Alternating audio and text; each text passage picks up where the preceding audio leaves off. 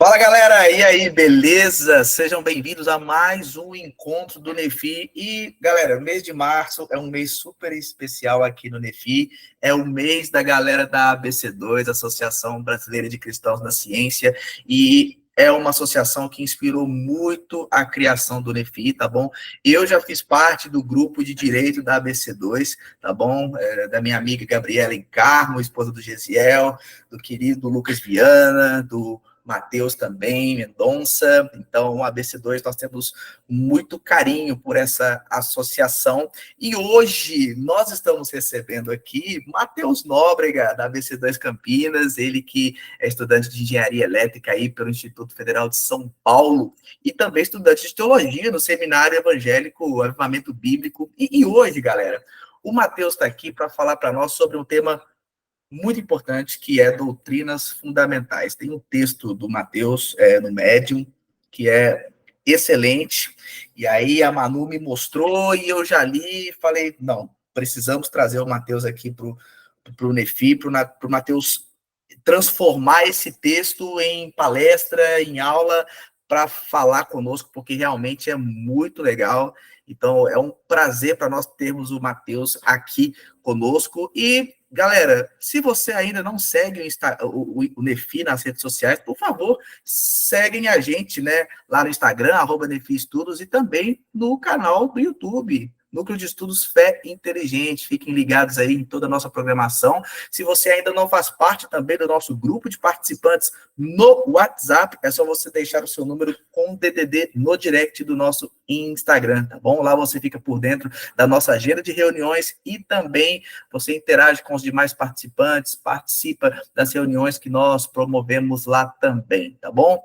Galera, já quero passar para o meu amigo Matheus. Matheus, mano, mais uma vez, seja muito bem-vindo ao Nefi. É um prazerzaço ter você conosco e fica à vontade, meu brother, a casa é sua. Obrigado, Lincoln. Obrigado, pessoal. Boa noite a todos. É uma honra enorme estar aqui com vocês, participar aqui do nosso encontro, né, falando sobre esse tema tão importante. Eu vou estar compartilhando aqui a minha tela. Deixa eu só ajeitar aqui para conseguir compartilhar. E deixa eu perguntar. Obrigado, Bianca. Obrigado, pessoal. Um prazer enorme estar aqui com vocês mesmo. Acompanho, enfim, nas redes sociais, vi a gravação do estudo com o Luiz, né, Luiz Adriano Borges, um tema tão bom quanto esse. Eu vi a participação dele aqui, a gente comentou bastante no grupo de tecnologia da BC2. E é um prazer mesmo estar aqui com vocês. Então, deixa eu só compartilhar aqui para ver se está tudo ok. Achei.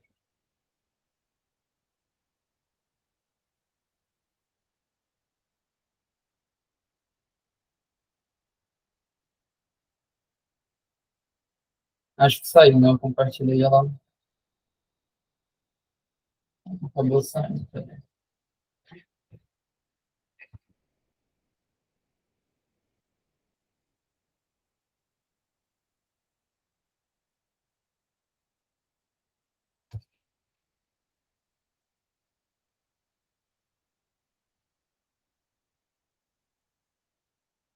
Pronto, creio que agora está aparecendo para vocês. Vocês devem só me confirmar se está aparecendo. Se vocês veem a minha tela e o ponteiro também, a gente já começa.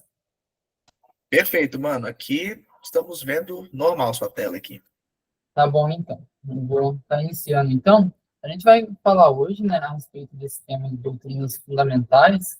E para ficar um pouquinho mais um esboço do que a gente vai tratar hoje, né, como são temas bem grandes, né, várias doutrinas importantes que a gente tem aí, né, vários assuntos que são centrais da nossa fé, eu fechei um pouquinho mais ali na área de pneumatologia, ou doutrina do Espírito Santo, que é uma boa parte daquele texto que o Lincoln comentou, né, que a gente aborda um pouquinho de soteriologia, um pouco ali de pneumatologia também, e para o estudo de hoje, né, mais focado aí na doutrina do Espírito Santo.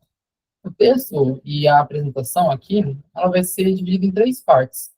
E, de antemão, eu vou apresentar também a perspectiva mais voltada aí à teologia pentecostal, uma linha mais continuista, mas eu vou tentar ser bem abrangente quanto a esse tema, temas tão importantes aí para a nossa fé, tá bom? Bom, como eu comentei, né, o estudo aqui vai ser dividido em 3 partes. Na primeira parte, eu vou tratar especificamente do batismo no Espírito Santo, né, como é conhecido isso, né, como que isso acontece, né, o entendimento a respeito dessas coisas na área de pneumatologia, né, dentro dessa grande área da teologia, e focar também no dom do Espírito, onde no final, então, a gente vai ter algumas considerações sobre esses 2 pontos. Bom, começando então, né, a parte 1, o batismo no Espírito Santo, né, eu trouxe o texto aqui de Atos 1:8, né, todas as versões dos textos que eu vou trazer aqui é na NVT, tá bom? Na nova versão transformadora. Eu deixo também ali nas referências a versão que eu usei e eu vou estar lendo aqui com vocês, caso vocês queiram acompanhar também. Atos 1:8. Vocês receberão poder quando o Espírito Santo descer sobre vocês, e serão minhas testemunhas em toda parte, em Jerusalém e em toda a Judéia, em Samaria e nos lugares mais distantes da terra.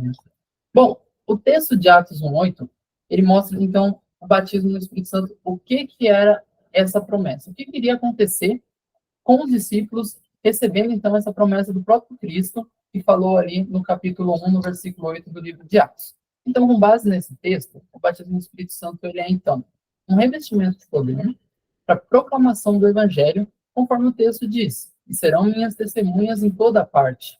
Mas ele é também um ímpeto missionário, que significa essa ousadia, essa coragem para levar os ensinamentos de Jesus, a palavra de Deus, até os lugares mais distantes da terra.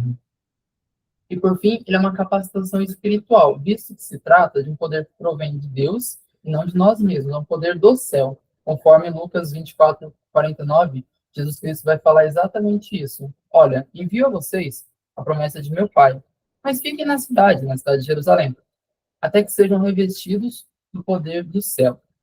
E isso acontece justamente no texto de Atos 2, onde a gente conhece o dia de Pentecostes, né, um dia de Pentecostes ali que é bem descrito no livro de Atos, no capítulo 2, o que acontece, então, o cumprimento dessa promessa de Jesus. Ali na cidade de Jerusalém, eles estavam todos reunidos nesse dia de Pentecostes, né, todos estavam reunidos num só lugar.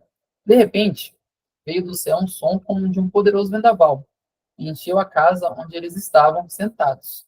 Então, surgiu algo semelhante a chamas ou línguas de fogo que pousaram sobre cada um deles.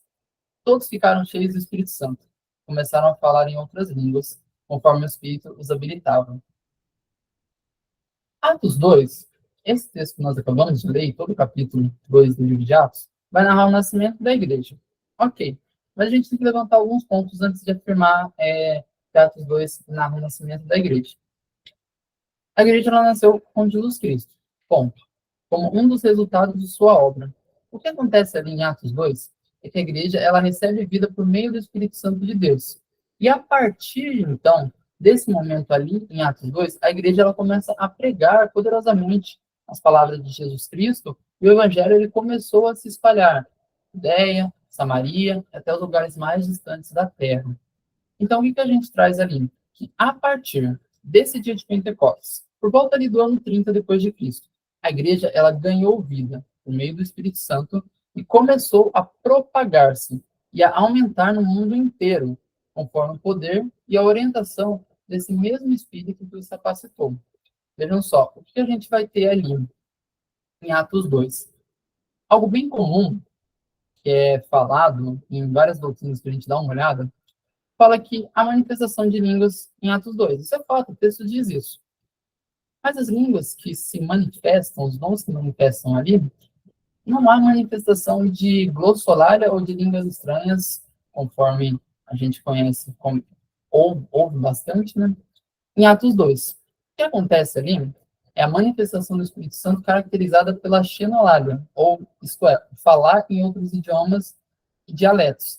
E a partir daqui, quando eu for falar a respeito desse dom, dessa manifestação sobrenatural, eu vou estar usando para idiomas e dialetos o termo línguas idiomáticas. E para glossolalia, ou que é bem comum ouvir línguas estranhas, eu vou estar usando o termo línguas ininteligíveis. São aquelas que nós não conseguimos entender e que não há uma tradução, a não ser se seja também revelado por meio do dom de interpretação, a interpretação daquela língua, ok? Então, para idiomas e outros dialetos, línguas idiomáticas. Para glossolalia, línguas ininteligíveis. Só para a gente já ficar a par aqui dos termos que vão ser apresentados durante o estudo. Também acontece ali, em Atos 2, o Espírito Santo capacitando os discípulos para falar línguas que eles não tinham um conhecimento prévio, ou seja, eles não conheciam aquelas línguas. E o que acontece ali é como se o próprio Espírito desse o idioma e as palavras apropriadas para cada um dos apóstolos que estavam ali, nesse grande dia de Pentecostes que Lucas ali narra no livro de Atos. Era como se cada um deles falasse para um grupo ou para indivíduos específicos.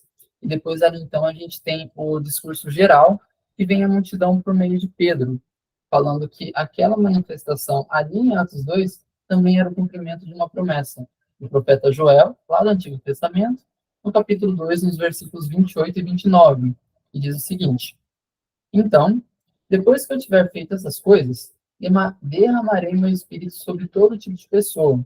Seus filhos e suas filhas profetizarão, e os velhos terão sonhos, e os jovens terão visões. Naqueles dias, derramarei o meu espírito até mesmo sobre servos e servas. Bom, mas o que era então o dia de Pentecostes? A palavra Pentecostes, né, ela deriva do grego, né, Pentecostes, e significa 50º dia. É relativa a uma das 3 principais festas da tradição judaica, que é celebrada justamente 50 dias, Pentecostes, 50 dias depois da Páscoa. Era uma festa que eles reconheciam, né, a ação de Deus e tinham gratidão pelas colheitas que eles realizavam. Era uma celebração que dava no início do ano sagrado, no mês de Sivan. Se vocês puderem, guarda esse mês de Sivan. A gente vai voltar nele daqui a pouco. Como um ato de reconhecimento e gratidão pelas primeiras colheitas. No Antigo Testamento, essa festividade era chamada de Festa das Semanas, e foi instituída quando os israelitas eles estavam ali no deserto do Sinai, conforme esses textos aqui. Então, o dia de Pentecostes ele se relaciona com uma festa celebrada pelos judeus no começo do ano sagrado, para celebrar, então, as colheitas. E como eu acabei comentando que era uma das 3 grandes festas do calendário judaico, eu trouxe aqui rapidinho quais eram as outras 2, para não ficar nenhum tipo de dúvida, tá bom? A principal, né, das festas do calendário judaico é justamente a Páscoa, né? Tá, inclusive chegando, né, vai ser comemorada esse ano no mês de março. Ela é uma festa, né, celebrada junto à festa dos pães asmos ou lavos, são os pães sem fermentos, em comemoração à libertação do povo do Egito. A segunda grande festa, né, do calendário judaico é a festa das semanas, né, onde eles celebravam as primeiras colheitas e que a partir então do domínio grego, na história ali de Israel, de Judá, o domínio grego sobre a região da Judéia, muitos anos depois ali do texto de Êxodo, lá no fim, antes um pouco do Novo Testamento, a gente tem ali o domínio grego naquela região. E a partir do domínio grego, a festa das semanas ela passou a receber o nome de Pentecostes. Então, por isso que a gente fala que no Antigo Testamento era a festa das semanas. Agora, ali no Novo, a gente tem o nome Pentecostes. Mas no intervalo ali acontece, então, o contato com a cultura judaica, as festas acabam mudando de nome. E a terceira é a festa dos tabernáculos, né, que também é chamada de festa das cabanas, que celebrava o tempo que os israelitas viviam em tendas no deserto. Tá certo?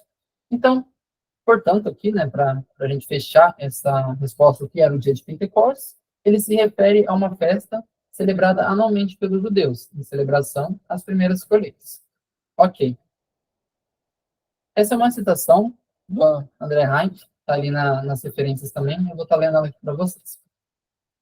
A festa de Pentecostes inclui a festa das primícias e a festa das semanas. Nas primícias, no primeiro sábado após as primeiras colheitas, traziam os primeiros frutos e feixes. Após 50 dias, celebravam a festa das semanas, ou Pentecostes, quando se traziam pães e se faziam ofertas de comunhão em comemoração das colheitas. Só que o dia de Pentecostes, ele também se relaciona com a entrega da lei. Mas por que isso acontece? O texto de Êxodo 19 vai afirmar que quando se completaram 3 meses após a saída do Egito, os israelitas chegaram no Sinai. Foi quando ali Moisés tem aquele contato direto com o Senhor, recebe a lei, e o povo estaria por volta ali do deserto do Sinai. Só que o terceiro mês, após o êxodo israelita, ali a saída do pessoal do Egito, é justamente o mês de Sivan, o mês que eles comemoram Pentecostes. E esse mês também é chamado de Shavuot, do hebraico semanas. Por isso que também é chamado de festa das semanas. E o que acontece? Os judeus tradicionalmente, deduziram então que o Senhor entregou a lei no mês de Shavuot, justamente por conta da correlação entre o mês que eles saíram ali, após o êxodo, 3 meses após o êxodo, chegaram no Sinai, e justamente o terceiro mês após o êxodo, com base no texto de Números também, é o mês de Sivan, que é comemorado a festa de Pentecostes. Então, eles deduziram que o Senhor entregou a lei justamente no mês de Sivan. Então, o dia de Pentecostes também passou a ser celebrado pela tradição como a entrega da lei no Monte Sinai. Bom, e aqui a gente tem uma pequena comparação, bem importante aí a respeito desse dia para o Antigo Testamento e para o Novo Testamento. No Antigo Testamento, o dia de Pentecostes, ele, então, se relaciona com o recebimento da lei. Já no Novo Testamento, o dia de Pentecostes, então, ele se relaciona com o recebimento do Espírito Santo. Mas aí vem uma pergunta. A gente não recebe o Espírito Santo quando se converte? Por que, então, isso acontece numa festa ali, no dia de Pentecostes? Por que, então, que acontece essa relação aí deles receberem o Espírito Santo e a gente interpretar dessa forma? Seguindo, então, a teologia pentecostal, há uma pequena diferença entre batismo no Espírito Santo e pelo Espírito Santo. Tradicionalmente, linhas interpretativas mais históricas relacionam as duas coisas de uma mesma forma. A teologia pentecostal acaba fazendo uma pequena diferença entre eles. A gente vai ver agora, então, por que a gente tem essa diferença de batismo no Espírito Santo e batismo pelo Espírito Santo. O batismo no Espírito Santo, como a gente viu alguns slides atrás, é essa capacitação espiritual, um revestimento de poder para a proclamação do Evangelho, testemunhando com coragem e ousadia as palavras de Deus, no evangelismo e no serviço ao corpo de Cristo, direcionado pelo mesmo Espírito Santo que o capacitou. Batismo pelo Espírito Santo, compreendemos que é a habitação do Espírito Santo no momento da conversão da pessoa. A partir desse momento, então, que a pessoa reconhece, ela é convencida pelo Espírito Santo do seu estado de profunda depravação, de morte e de pecado, e ela se converte a Deus, ela passa, então, a receber o Espírito Santo. Entendemos que a partir desse momento que acontece o novo nascimento, ela se torna templo do Espírito Santo e ela é regenerada por ele, nascendo de novo, dessa vez imersa no corpo de Cristo. Então, a gente tem essa pequena diferença, então, de o que é batismo pelo Espírito Santo e batismo no Espírito Santo. Só para não ficar nenhuma dúvida quando a gente for usar os termos, as expressões também. Isso se dá justamente com base no texto de 1 Coríntios 12, 13, que diz o seguinte: alguns de nós são judeus, alguns são gentios, alguns são escravos e alguns são livres. Mas todos nós fomos batizados em um só corpo, pelo único Espírito. E todos recebemos o privilégio de beber do mesmo Espírito. Paulo falando aí na igreja de Corinto. Então, para fecharmos essa parte. Assim como o Espírito Santo convence alguém de seu estado de morte, ele é suficientemente capaz de capacitar alguém de maneira sobrenatural para ser uma testemunha de Cristo e proclamar o Evangelho com coragem e ousadia, direcionado pelo mesmo Espírito que o convenceu e o capacitou. Compreendemos, então, que o Espírito Santo ele age tanto no convencimento quanto na capacitação. E cremos, então, que ele é suficientemente capaz de ser o agente desses dois momentos, o batismo no Espírito Santo e o batismo pelo Espírito Santo. Bom, para fecharmos, então, essa primeira parte, fazendo uma breve recapitulação aí, então, o batismo no Espírito Santo ele é esse revestimento de poder para a proclamação do Evangelho, com coragem e ousadia, capacitados e direcionados pelo próprio Deus. Que em Atos 2 narra o nascimento da Igreja de Cristo, e não se refere a uma manifestação de línguas ininteligíveis, e sim línguas idiomáticas, xenolalia, termo técnico aí, no qual foi dado aos discípulos os idiomas e as palavras apropriadas, conforme o Espírito lhes concedia. E que o dia de Pentecostes é uma festa celebrada anualmente pelos judeus em comemoração pelas colheitas, e tradicionalmente também foi aceita aí uma entrega da lei no Monte Sinai. E aqui eu quero deixar uma afirmação bem comum na teologia pentecostal e que vai servir de gancho para a nossa próxima parte, para a parte 2 desse estudo. O batismo no Espírito Santo, ele é evidenciado pelo falar em línguas ou profetizar, e eu coloquei evangelizar. A gente vai ver a fundo isso daqui a pouco, mas agora a gente vai fazer o gancho para entrar na parte 2 desse estudo, que é os dons do Espírito. Vou só tomar uma água aqui.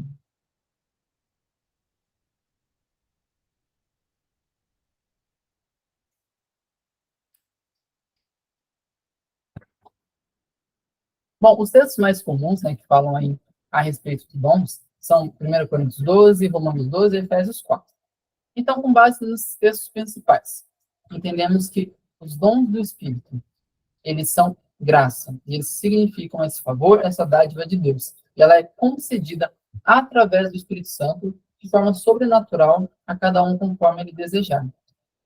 Os dons espirituais, eles são para edificação da Igreja de Cristo. Eles são dispostos a cada um com o objetivo de serviço ao reino de Deus. O objetivo último e o principal deles, todos os dons que são concedidos pelo Espírito Santo à sua Igreja, glorificar a Cristo e edificar o corpo de Deus, o corpo de Cristo, perdão.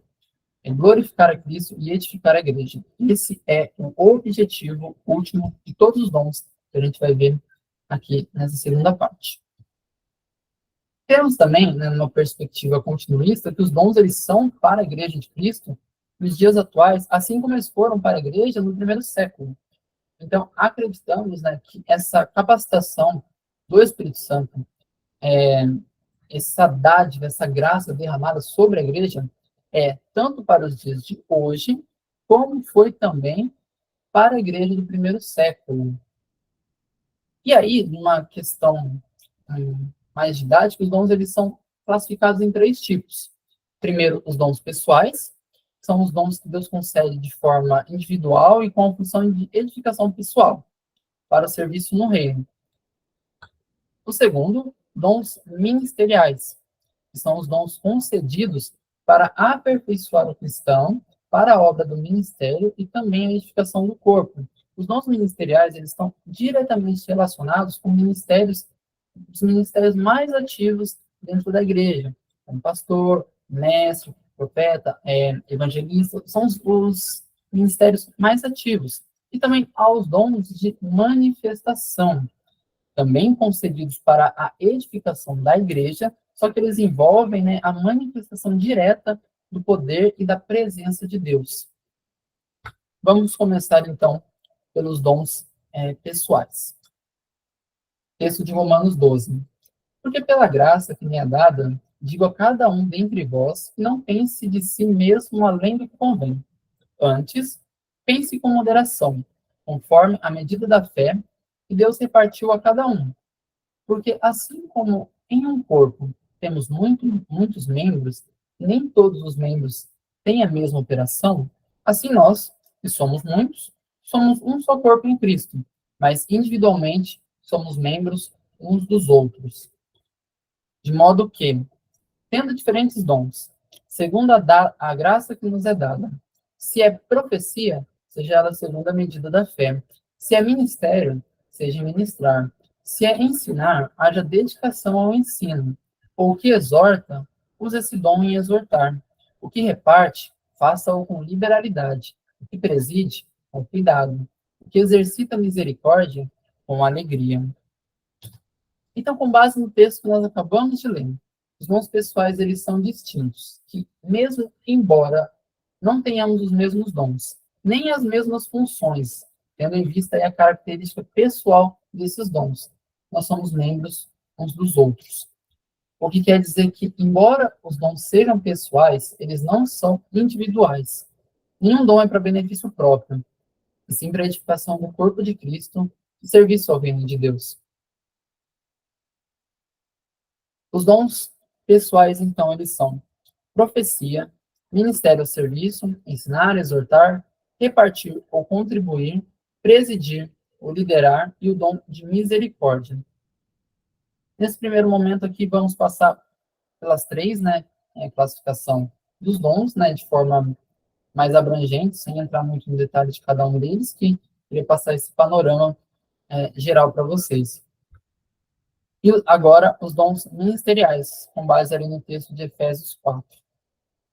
E ele mesmo deu uns para apóstolos, e outros para profetas, e outros para evangelistas, e outros para pastores e doutores, querendo o aperfeiçoamento dos santos, para a obra do ministério, para a edificação do corpo de Cristo, até que todos cheguemos à unidade da fé e ao conhecimento do Filho de Deus, o homem perfeito, à medida da estatura completa de Cristo.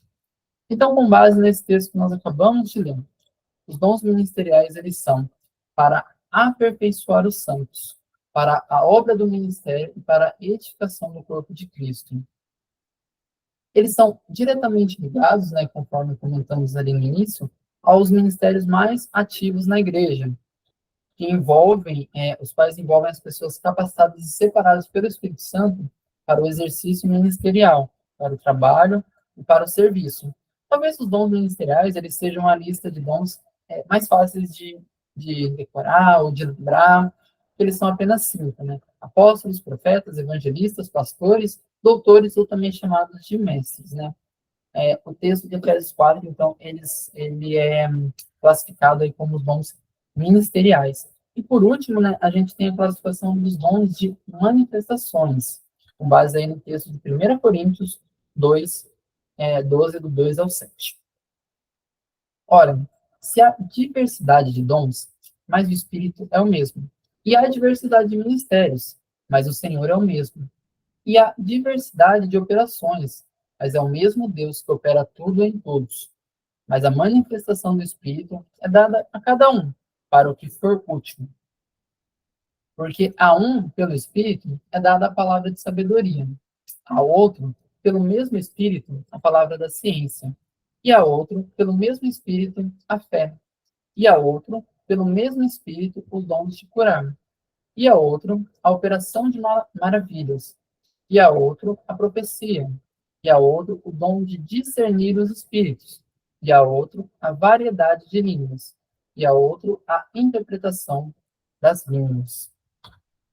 Então, com base nesse texto de 1 Coríntios 12, os dons de manifestação, eles são extremamente práticos, né, voltados aí à ação direta do poder da presença de Deus no meio da sua igreja, manifestando esses dons a cada um conforme a necessidade da igreja naquele momento. Então, a gente tem, de forma mais clara ali no texto, que esses dons, eles são dados para as pessoas servirem à igreja da melhor maneira possível, sendo de acordo com as suas necessidades, tendo em vista que, a qualquer momento, de acordo com a necessidade que surgir, o Espírito Santo pode manifestar outro dom através da sua igreja.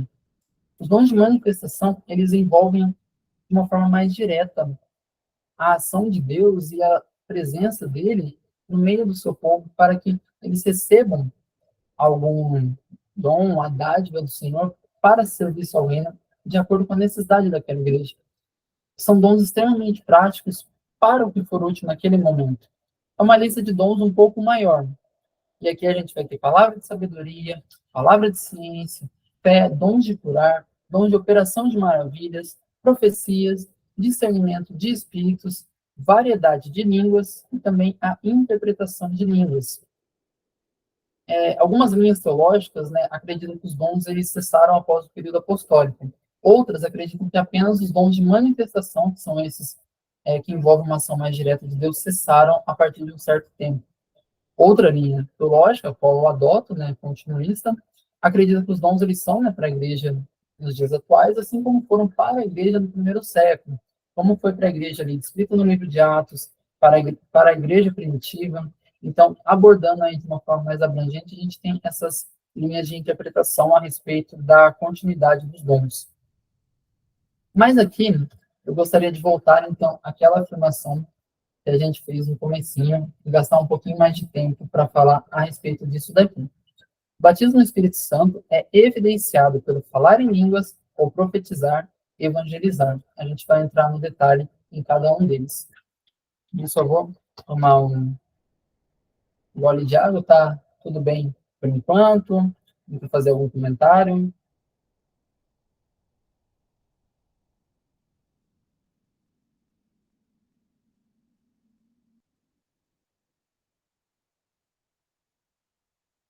Vou dar uma olhada aqui na hora, como que eu estou a respeito do tempo.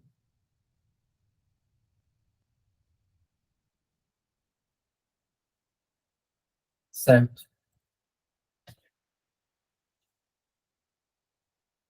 Opa.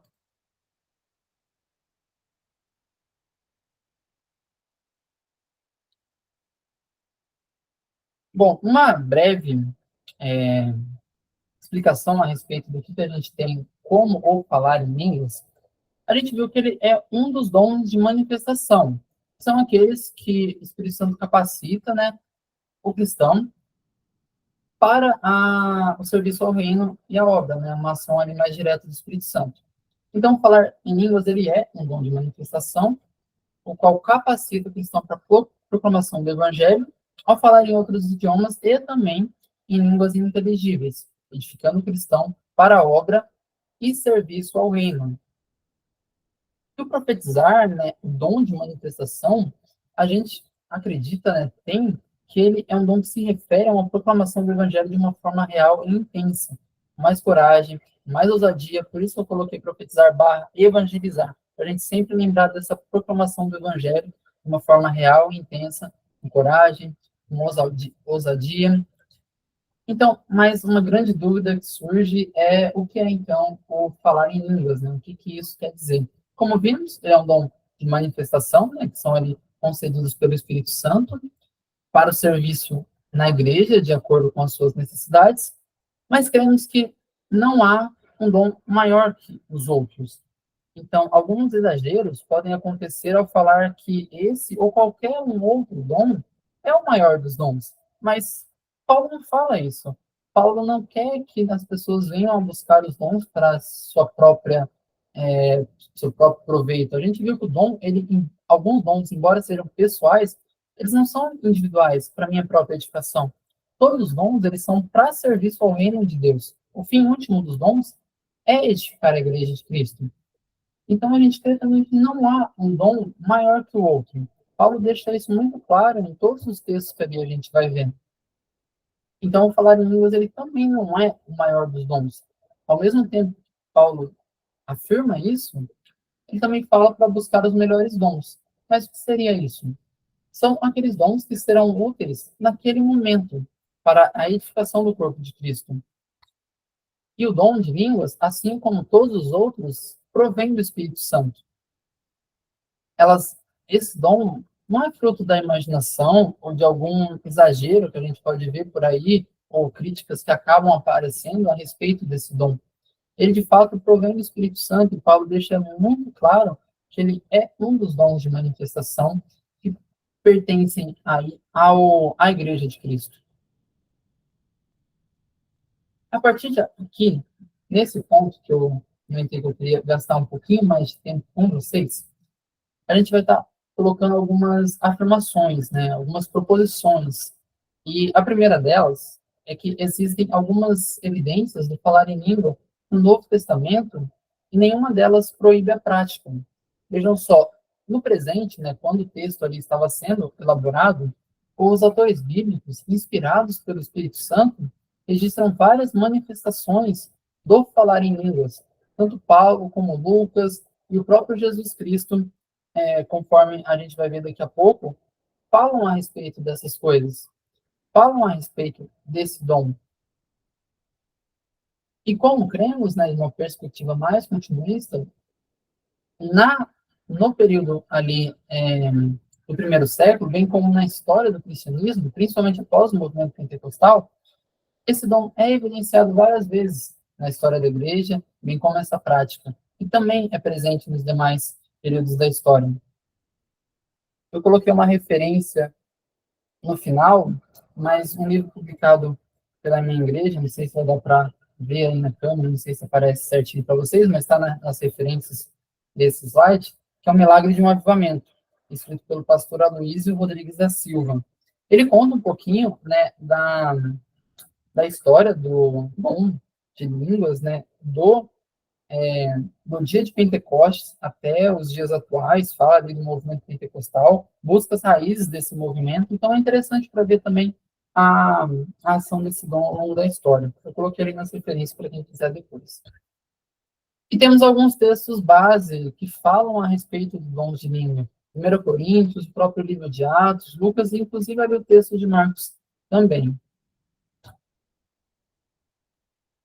Um dos principais textos que falam a respeito do não uso do dons de língua é o texto de 1 Coríntios 14, que é o texto que fala que, caso não haja interpretação, que fique calado. Contudo, o nervo teológico do texto de 1 Coríntios 14 não é exatamente esse ponto, mas Paulo tenta organizar o culto de maneira que tudo que for feito ali, no culto racional ao Senhor, seja feito para fortalecimento de todos. Ou seja, seja feito para edificar a igreja. E ele termina esse capítulo 14 falando de uma forma bem clara, assim, bem simples, que não proíbam falar em línguas, mas ele fala para que tudo seja feito com decência e ordem. Então, o cerne do texto ali não é o não falar em línguas, ou não é algo ali que possa ser um detalhe que Paulo explica na organização do culto, mas que tudo seja feito com decência e ordem, assim como a manifestação dos dons, assim como qualquer outra coisa que venha acontecer dentro do culto. Paulo, ali em 1 Coríntios, né, no capítulo 14, ele explica essa maneira decente e ordenada que o culto seja prestado ao Senhor. E que tudo ali, tudo que for feito ali, seja feito para a edificação da igreja, de modo que tudo que for feito deva fortalecer a todos. Proposição número 2. As passagens bíblicas que descrevem o falar em línguas se referem a novos idiomas, a línguas idiomáticas, e também a falas ininteligíveis, ou línguas ininteligíveis.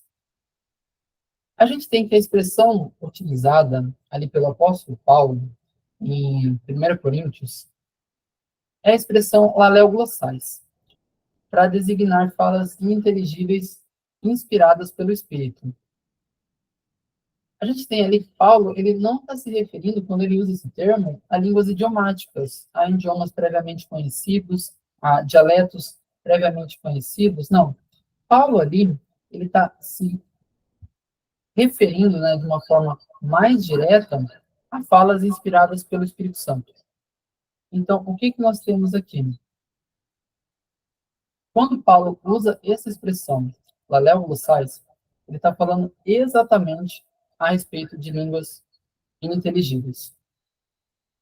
Línguas que são, então, falas, então, inspiradas pelo Espírito Santo.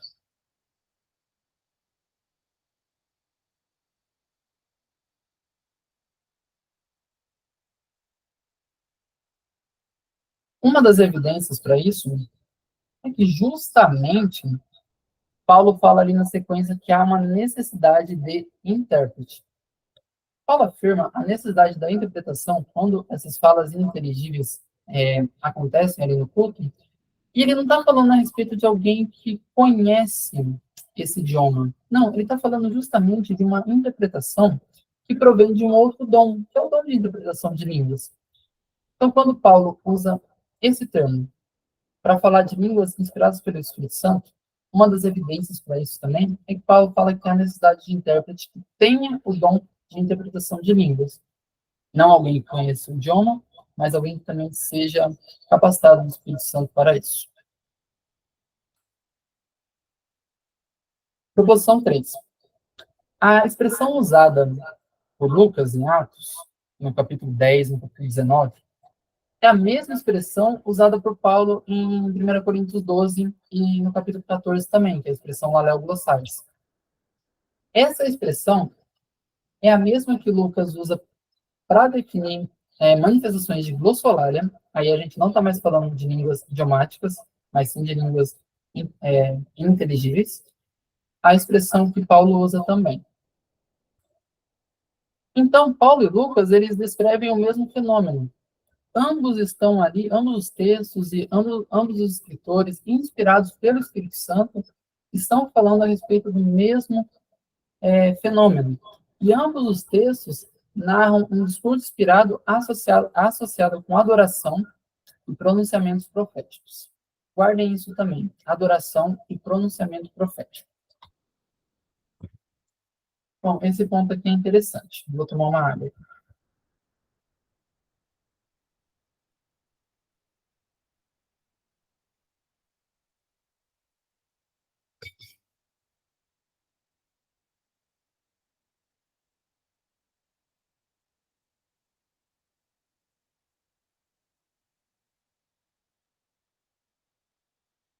Tá? Deixando aqui o tempo certinho para não me perder.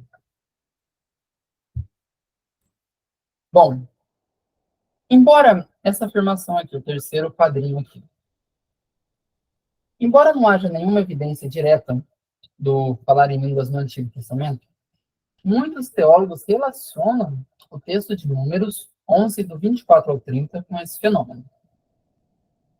O texto de Números, no capítulo de número 11, nesses versículos, vai ser aquele episódio onde o Senhor coloca o Espírito que estava sobre Moisés, sobre as 70 autoridades de Israel, e elas começam a profetizar.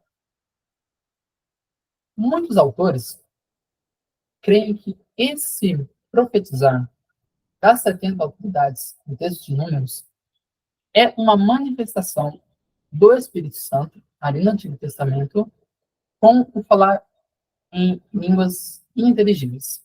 Pois, assim como Lucas e Paulo descrevem o fenômeno associado com adoração e pronunciamento proféticos, algo semelhante, muito semelhante, acontece ali no texto de Números. Então, é muito relacionado e entendido que o que acontece ali naquele momento é também uma manifestação de línguas inteligíveis no Antigo Testamento.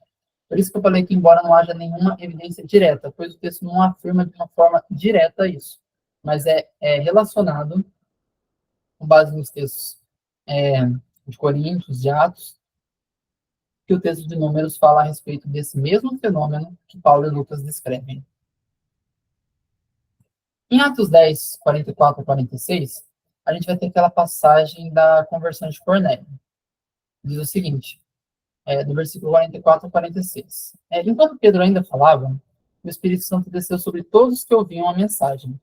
Os discípulos judeus que acompanhavam Pedro ficaram admirados que o dom do Espírito Santo também fosse derramado sobre os gentios, pois os ouviram falar em outras línguas e louvar a Deus. Agora, Atos 19, 2 ao 6. Paulo está saindo ali de Corinto, indo para Éfeso, encontra alguns discípulos e acontece ali uma conversa. Paulo perguntou para eles: vocês receberam o Espírito Santo quando creram? Eles responderam não. Nem sequer ouvimos falar que existe o Espírito Santo. Então, que batismo vocês receberam? Perguntou Paulo. O batismo de João, responderam. Paulo disse: João batizava com o batismo de arrependimento, dizendo ao povo que cresce naquele que viria depois, isto é, em Jesus. Assim que ouviram isso, foram batizados em nome do Senhor Jesus. Paulo lhes impôs as mãos e o Espírito Santo veio sobre ele, e falaram em línguas e profetizaram. Nesse texto e no anterior, a gente vê então a manifestação dessas línguas estranhas seguidas de um discurso profético.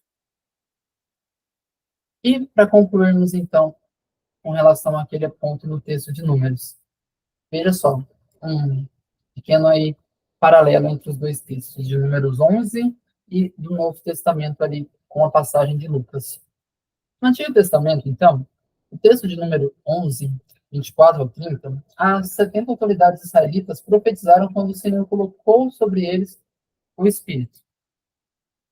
Já no Novo Testamento, ali em Lucas 10, quando os 70 discípulos retornaram com êxito da evangelização, Lucas vai narrar esse episódio ali no capítulo 10 do evangelho que leva o seu nome.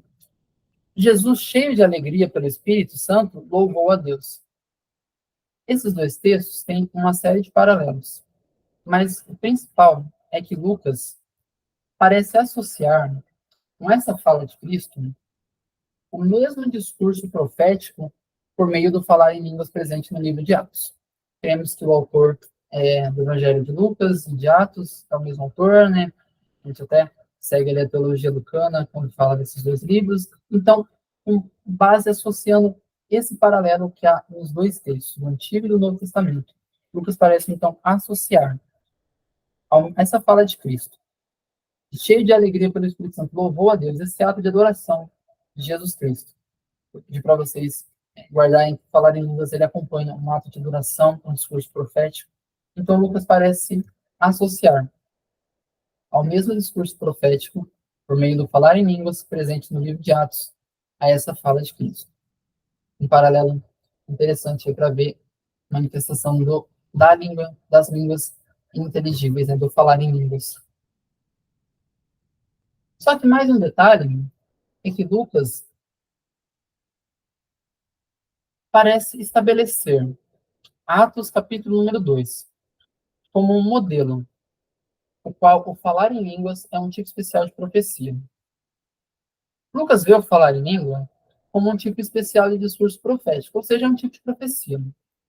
Voltando ali ao que a gente viu anteriormente, o batismo do Espírito Santo é evidenciado pelo falar em línguas ou profetizar, a gente crê que essas duas coisas andam juntas, que elas se complementam. Tanto a adoração ali quando você está na manifestação desse dom, como o profetizar barra evangelizar, eles caminham lado a lado.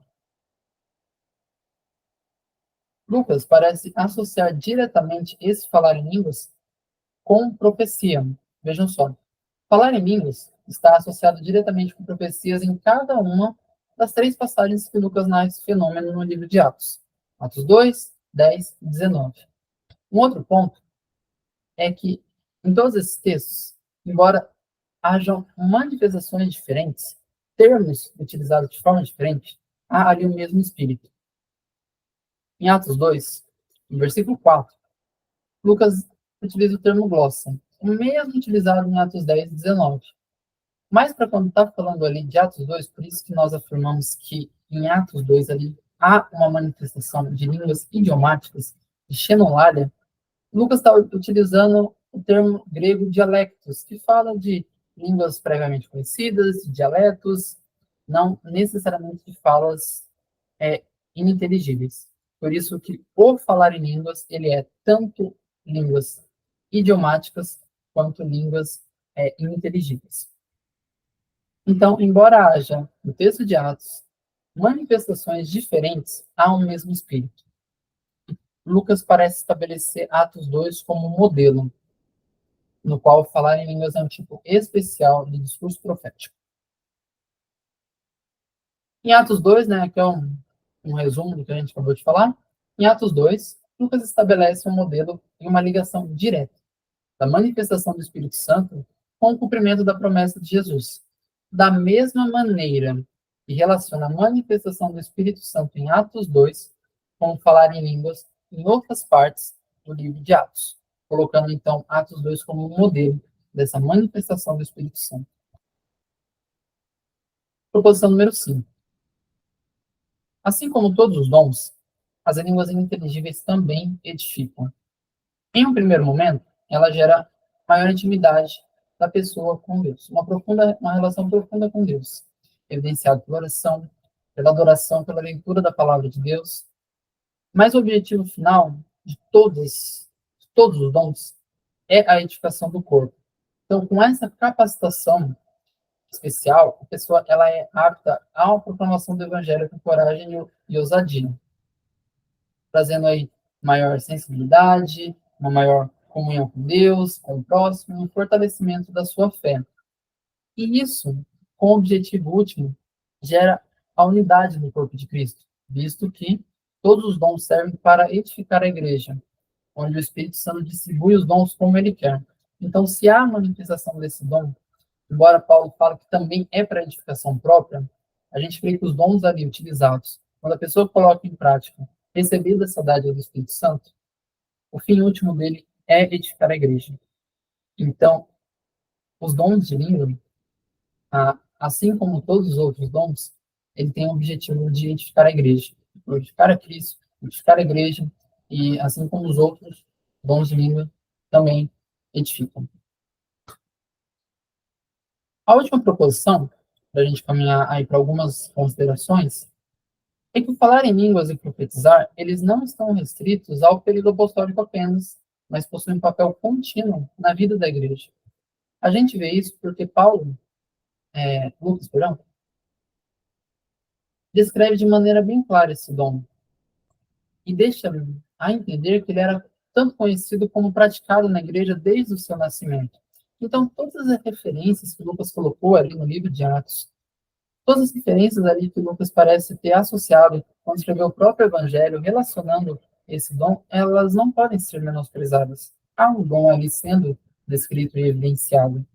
Outro ponto é que Lucas, além de estabelecer Atos 2 como um modelo, o qual falar em línguas antigas especial do discurso profético, ele mostra que essa manifestação especial, né, associada em todas as passagens do livro de Atos que Lucas fala a respeito desse dom, ela tem um papel fundamental na vida da igreja, tem um papel contínuo na igreja de Cristo. E a gente vê isso também pela relação direta do texto com outros, né? A relação, a conclusão, o encaixe que o texto promove com outras passagens não é algo isolado, um versículo apenas, ou algo que possa não ter nenhum tipo de comprovação em outros textos bíblicos. Não, tem relação direta com muitos textos. Um exemplo, né, é claro que a gente viu agora há pouco a profecia de Joel como um sinal dos últimos dias, a própria ressurreição do Senhor de Cristo, quando o texto ali de Atos fala que esse dom seria um sinal da ressurreição de Cristo, e que ele mesmo falou como uma promessa vinda do próprio Jesus, e ela se cumpre. E outro é um sinal visível do recebimento do Espírito Santo, conforme ali a passagem que a gente viu quando Pedro ora por Cornélio, por todos ali da casa, e há um derramar, né, uma manifestação do Espírito Santo ali. Também quando Paulo ora para aqueles discípulos, ali quando Paulo estava a caminho de Éfeso, encontro com os discípulos, há aquele diálogo. Então, é um sinal visível do recebimento do Espírito Santo. O texto de Atos 2, 17 e 18, vai dizer o seguinte: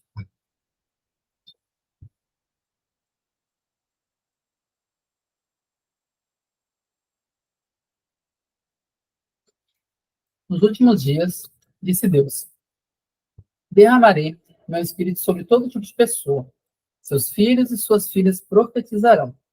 Os jovens terão visões e os velhos terão sonhos. Naqueles dias, derramarei meu espírito até mesmo sobre servos e servas, e eles profetizarão.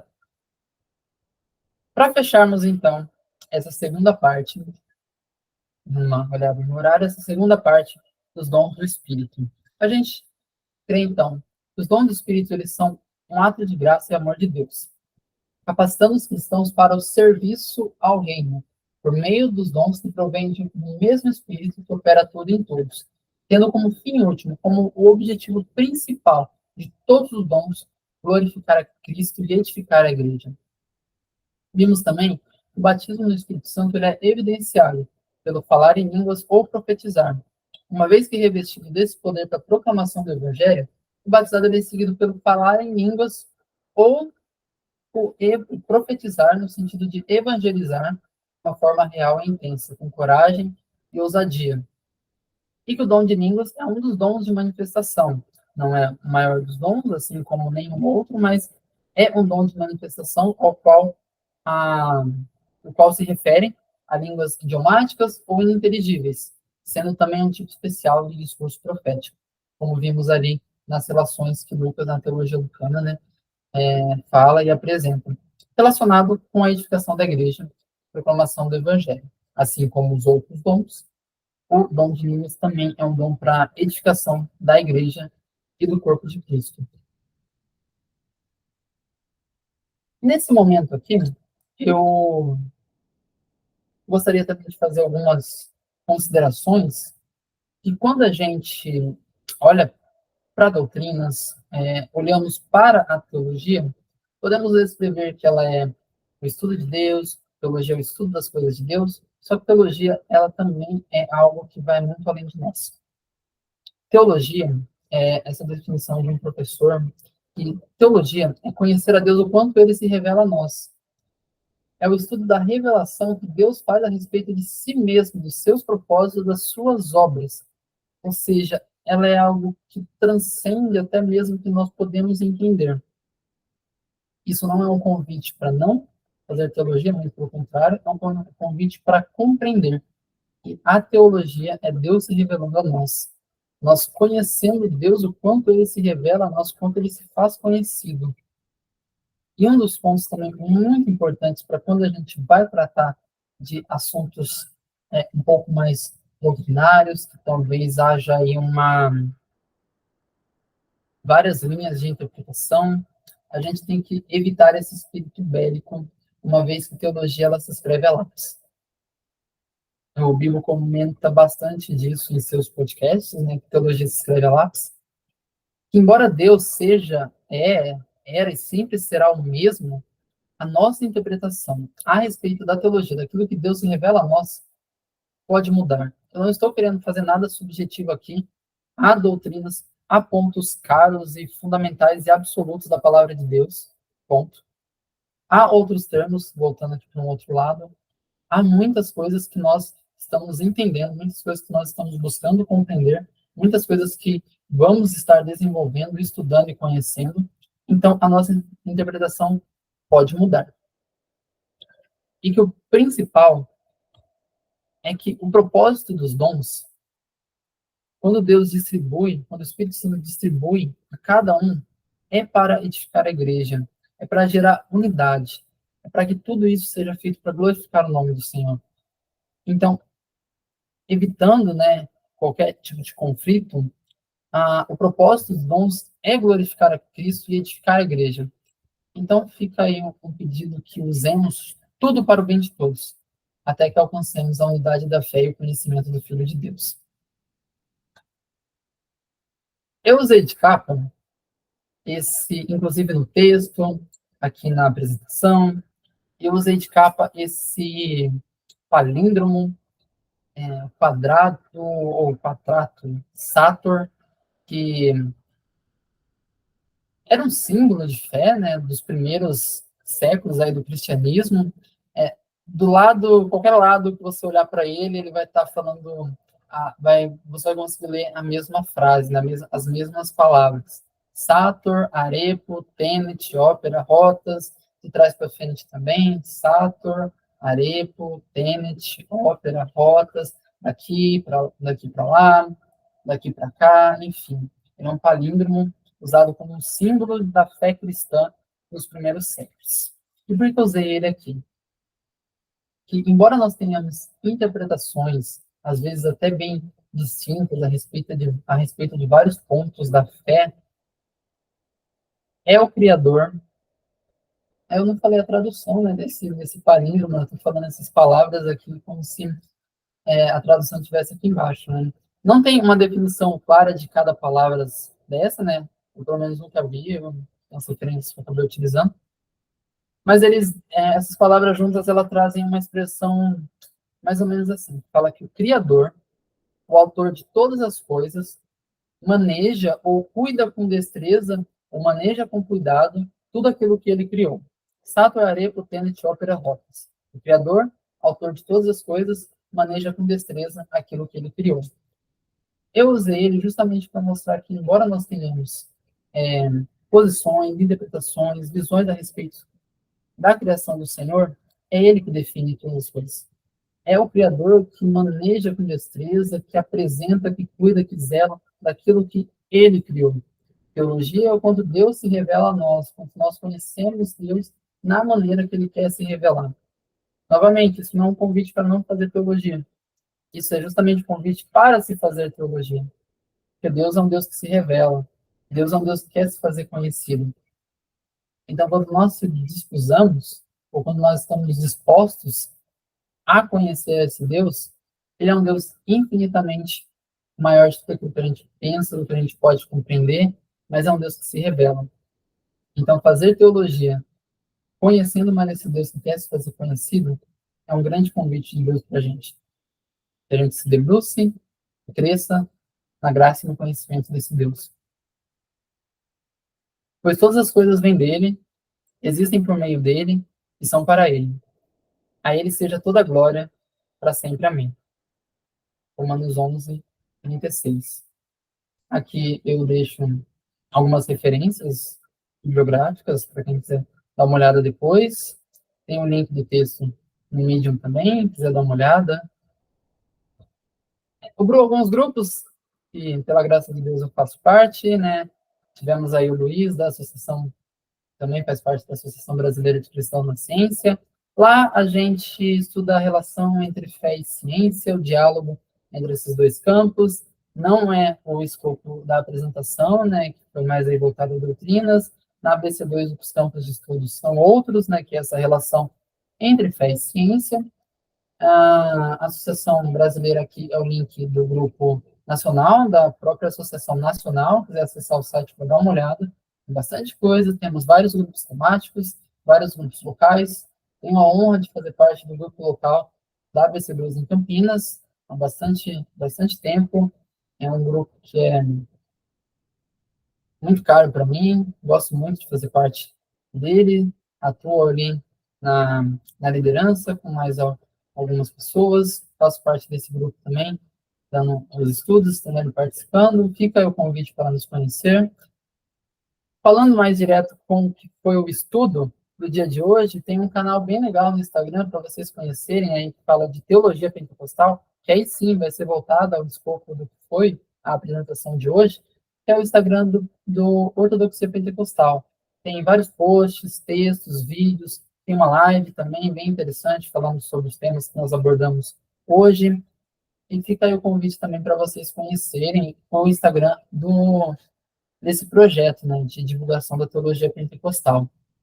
E eu faço parte da Igreja Evangélica Avivamento Bíblico, uma igreja pentecostal, né, bem antiga, desde 1946, né, aqui na cidade de Limeira, onde eu moro, mas também fica o convite para conhecer a nossa igreja, o site da, da Igreja Nacional, né, da organização completa, tem o nosso site da igreja, e fica então aí o meu muito obrigado, principalmente aí ao Nefi, a todos pelo convite, pela atenção, pela companhia até aqui.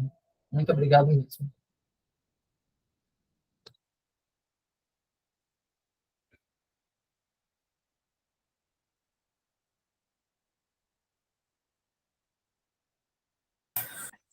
Mano, muitíssimo obrigado pela sua exposição. Assim, cara, super claro, super didático, incrível mesmo. Assim, você vai falando assim, a gente vai visualizando, né, de acordo com aquilo que você vai expondo para nós. É muito interessante, é muito legal mesmo, assim, que Deus continue te abençoando muito aí na BC2 Campinas, na igreja local também, né, lá no Ortodoxia Pentecostal Carismática também. Nossa, mano, muito bom ter você com a gente aqui.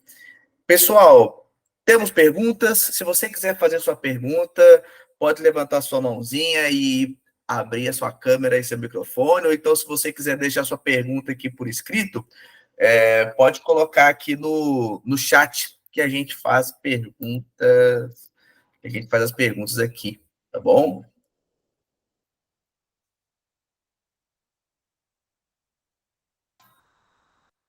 Fala, Bia. Boa noite, gente. Boa noite, Matheus. Parabéns pela exposição. Muito obrigada por ter aceitado o convite. Eu tenho duas questões, na verdade, sobre os dons de profecia, dons de discernimento, essas coisas. Eu queria saber o que você acha sobre treinamento, se esses dons podem ser treinados, porque a gente considera uma dádiva de Deus, não é algo que você busca para alcançar. Claro que a gente ora pedindo, né?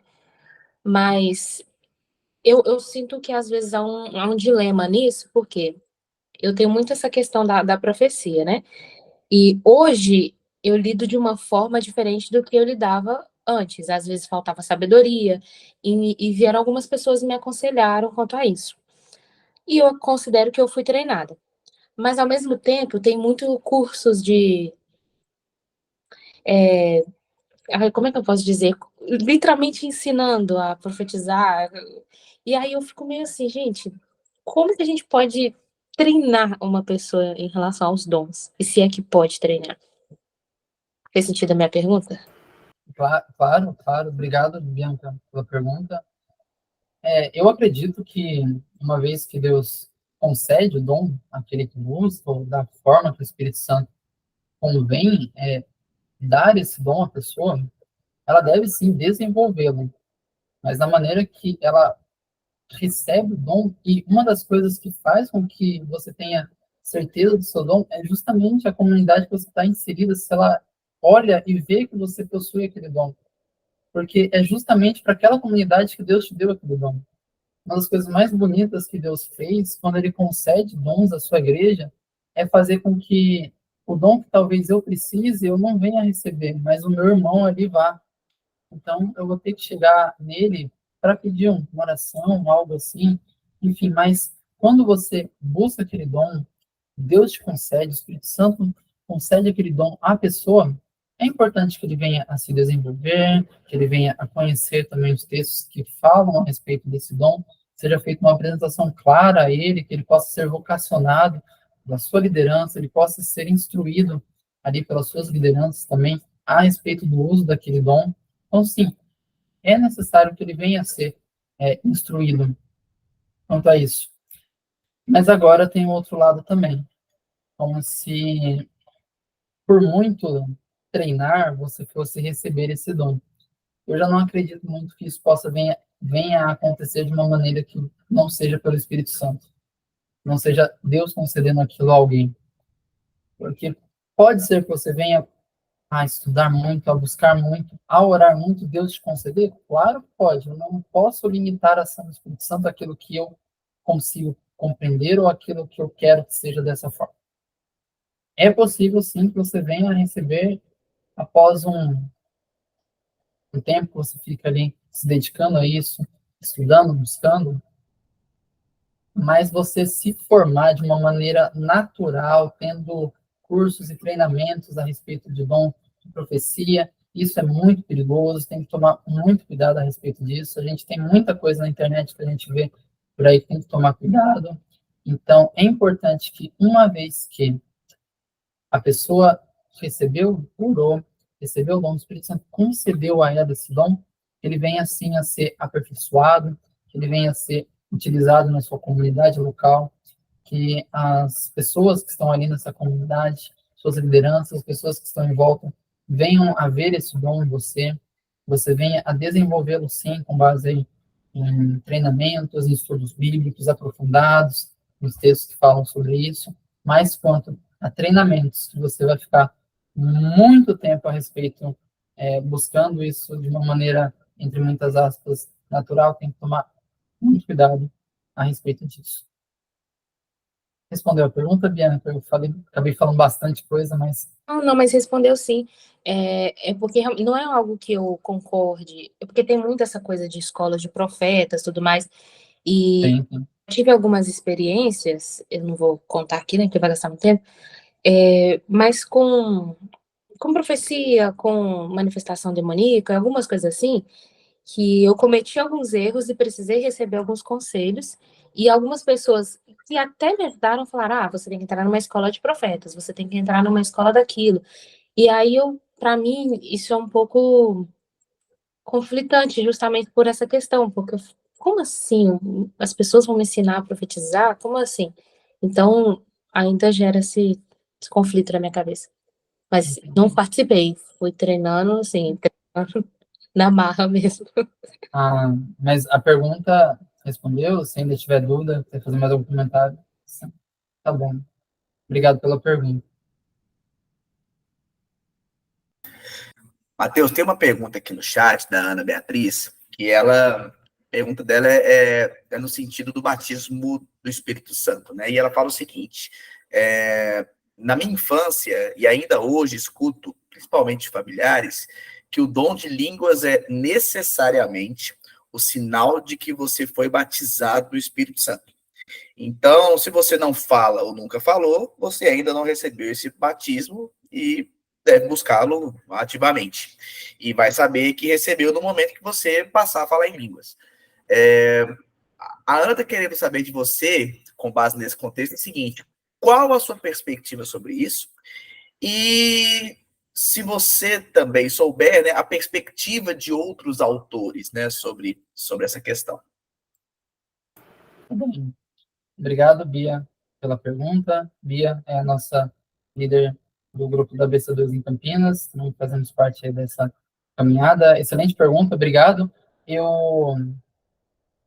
Na minha perspectiva, né, no que eu acredito, eu já ouvi bastante sobre isso, vários comentários que o dom de línguas é necessariamente a evidência do batismo no Espírito Santo. Mas eu creio, e com base ali em alguns autores que eu citei ali nas referências, eu conheço mais essa perspectiva que eu fui me aprofundando mais na teologia pentecostal e vendo que esses autores também falavam um pouquinho a respeito disso. Que o evidenciar do batismo no Espírito Santo é ou falar em línguas ou profetizar. Por muito tempo, foi considerado apenas o falar em línguas. Então, se a pessoa não fala em línguas, ela não foi batizada com o Espírito Santo. Não. Eu sigo uma perspectiva, e com base em alguns autores também, que o falar em línguas é uma das evidências do batismo no Espírito Santo. E o profetizar, que eu coloquei ali, profetizar barra evangelizar, que é para a gente lembrar do ímpeto missionário, também é uma das características do batismo no Espírito Santo. Então, tanto falar em línguas como uma evidência, é uma evidência mais visível? É que é uma evidência mais visível. Justamente por conta disso, que por muito tempo foi tomado como a única evidência do batismo no Espírito Santo. Por ser aí mais visível, as pessoas poderem ver de uma maneira maior, mais destacada, se eu posso dizer assim. Então, por conta disso, por muito tempo, isso foi tomado como a única evidência. Mas a perspectiva que eu tenho sobre isso é que essa é uma das. O batismo no Espírito Santo pode ser evidenciado pelo falar em línguas ou profetizar. E esse profetizar está vinculado exatamente com uma proclamação do Evangelho de uma forma real, de uma forma intensa, na qual você se debruça sobre o texto bíblico, Deus vai te revelando algo a respeito daquele texto, você vai compartilhando o texto com mais facilidade, as pessoas vão te dando mais atenção, você vai evangelizando, você vai buscando. É o profetizar no sentido de evangelizar e de alcançar mais pessoas para o reino de Deus. Então, eu também creio que essa é uma das evidências do batismo no Espírito Santo. Falar em línguas, também, uma das evidências no batismo no Espírito Santo. Mas o profetizar, também, como uma das evidências do batismo no Espírito Santo. E esse profetizar, que eu tentei passar na apresentação com aquela barra evangelizar, profetizar barra evangelizar, para que a gente possa lembrar dessa proclamação do Evangelho de uma forma real e intensa, com coragem, com ousadia. Então, essa capacitação do Espírito Santo após o batismo no Espírito Santo é justamente para uma proclamação do Evangelho de uma forma mais real e intensa. E aí pode ser evidenciado, na minha perspectiva, com base em alguns autores, que pode ser evidenciado pelo falar em línguas ou profetizar nesse sentido de evangelizar. Muito massa, mano. Inclusive, tem um episódio recente do Bibotal, que é o Batizados no Espírito, que o Bibo recebe a Séfora Carvalho, Gutierrez Siqueira e o Alcino Júnior, e eles falam sobre esse tema, né? Thomas Nelson Brasil, recentemente, acho que até lançou um livro do Frank Maquia, Batizados no Espírito, bem recentemente, recente mesmo, e fala sobre essa questão que você estava falando para nós, mano. Muito, muito legal. Eu tenho uma pergunta para fazer para você, que é o seguinte: nós temos várias perspectivas dentro do cristianismo a respeito de assuntos soteriológicos, pneumáticos, enfim. E às vezes nós vemos ou ouvimos, né, a teologia sendo utilizada por algumas pessoas num tom meio belicoso, né? Parece um coliseu ali, tudo na defesa de uma posição, de uma perspectiva.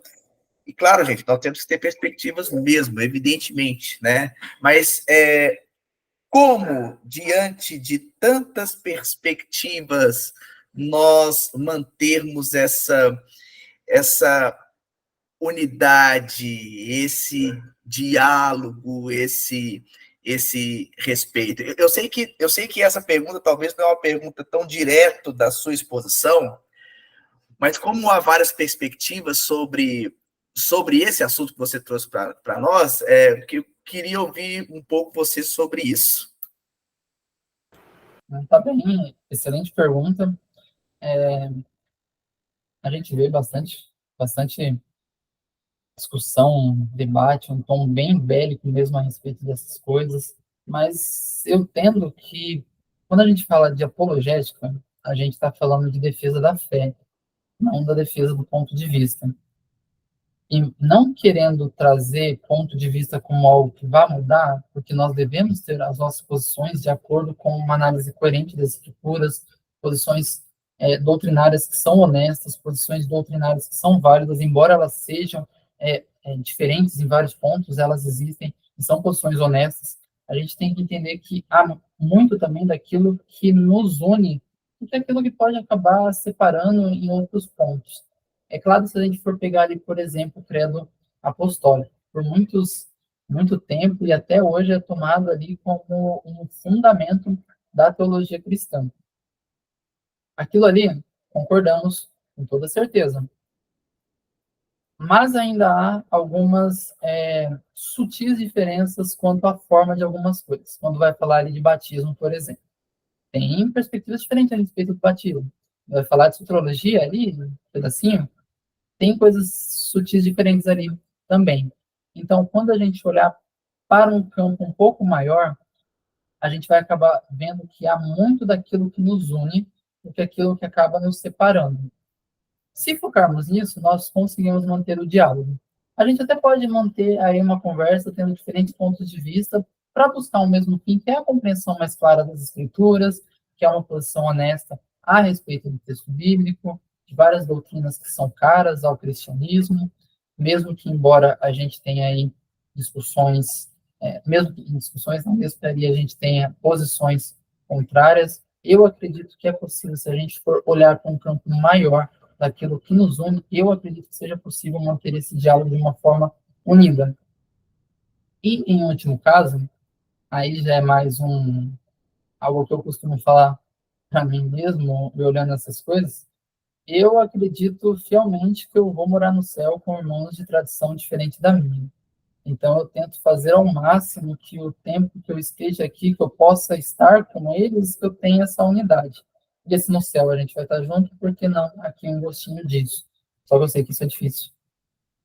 Eu sei que isso é bem difícil, assim, de maneira até mais próxima com as pessoas, a gente conversa e tem alguns pontos diferentes. Aí a gente vai tentando contornar, vai tentando falar assim, ó, concordamos nisso, nisso, nisso, e alguns pontos ali a gente divide. Mas a nossa conversa aqui vai fazer com que a gente entenda um pouquinho mais claro essa passagem bíblica. Então, valeu demais a conversa. Em outros casos, que eu tento não adentrar muito e que a gente vê demais na internet, debates que acabam não levando para lugar nenhum, a gente vê ali que não vale muito a pena. São discussões em tons bélicos, que eu acredito sinceramente que não é o que Deus espera do corpo de Cristo. A mão não pode brigar com o pé e estrangular o pescoço. Então, olhando para isso, a gente tenta manter alguns pontos de concordância, mesmo que a gente tenha algumas divergências ali que são fundamentais, são teologicamente, algumas não dá para conciliar mesmo, de doutrinas, eu digo mesmo, de tradições teológicas, mas há muitos pontos que são bem semelhantes, são pontos fundamentais da nossa fé, a gente pode crescer no diálogo para uma interpretação mais clara, mais honesta, uma posição que a gente venha entender um pouquinho mais ali do texto bíblico. Então, mesmo que haja essas diferenças aí, eu acredito que um diálogo honesto e saudável a gente pode crescer muito como corpo de Cristo. E que essa diversidade é também uma das evidências aí de um corpo que cresce e se desenvolve. Sensacional, mano. Obrigado aí pela resposta. Acho que não temos mais perguntas, né? Acho que não temos. Mano, mais uma vez, Matheus, muito obrigado por estar conosco, por esse tempo aí que nós estivemos juntos aí, que Deus possa continuar abençoando muito você aí na ABC2, né, na Ortodoxia Pentecostal Carismática, na sua igreja local. Muito obrigado mesmo por esse tempo de qualidade aí que você esteve dispondo aí para nós, viu? Eu que agradeço o convite, Lincoln, eu estendo o agradecimento a Manu, que também conversou comigo, eu agradeço a todos que estão aqui até agora, por toda a companhia. É muito gostoso estar aqui conversando com vocês a respeito de teologia, são assuntos tão bons, né, crescer com conhecimento da graça de Deus, com pessoas que a gente conhece, com pessoas que a gente gosta, aprende a gostar, também é muito bom, e eu sinto honrado pelo convite, pela participação e por estar aqui com vocês. Muito obrigado mesmo. Obrigadão. Deus abençoe o Nefi, cada um de vocês. Continue com esse projeto aí. É para a glória de Deus, com toda certeza. Amém, mano. Muito obrigado mesmo. A Elaine até colocou aqui no chat, né? É que, ouvindo você falar, ela lembrou de um livro que ela leu do John Stott, que ele fala sobre esse assunto, né? Acho que o nome do livro é Batismo e Plenitude do Espírito Santo, né? E agradecendo aí pela partilha. Que bênção, que bênção. Pessoal, fiquem ligados na programação do Nefi. Semana que vem tem mais palestra especial. Vamos receber aqui o Leonardo Cruz. Ele vai falar para nós sobre a interpretação cristã da história. Então, segunda-feira, dia 18, a partir das 8 horas da noite. Não percam, compartilhe com seus amigos e fiquem ligados também nas reuniões do Nefi, tá bom? Das nossas linhas temáticas aí, tá bom? Semana que vem tem também reuniões das linhas temáticas, então não percam, tá? Fala, Matheus.